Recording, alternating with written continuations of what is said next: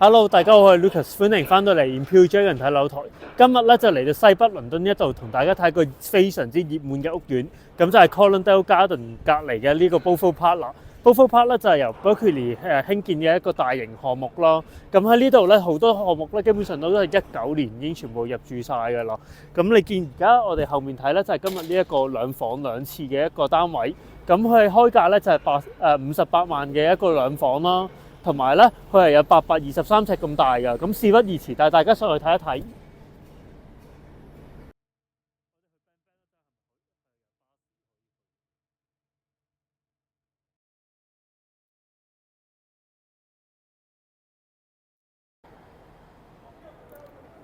咁咧，我哋而家就嚟到我哋今日睇嘅呢個樓盤啦，Beaufort Park 嘅一個兩房單位。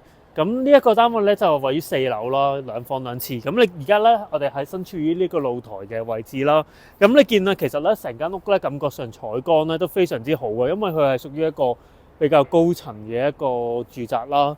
咁然之後咧，我哋就入去睇睇呢一度咧，全部位置都係一個大嘅露台喎，咁可以放到落一張 sofa 啊，同埋一個兩人餐台，咁都絕對冇問題嘅。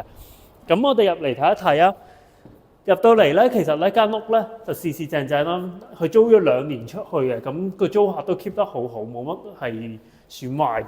咁你睇到個客廳啦，同埋個廚房咧，整體嘅感覺空間都非常之大嘅，咁咧可以放到一啲好大件嘅家私都冇問題啦。呢邊就係一個電視牆嚟嘅，咁另外啦，sofa 嘅位置就喺呢一度啦，咁可以放到一個3人到4人嘅 sofa 都冇問題。另外咧，廚房隔離咧。咁就係有一個呢個飯台嘅 area 啦，咁可以飯台同呢個 sofa 分開啦。咁另外咧嚟到嚟廚房呢邊啦，你可以睇翻呢啲全部都係一個 Smeg 品牌嘅呢一個爐具電器，咁有呢個電磁爐同埋焗爐啦。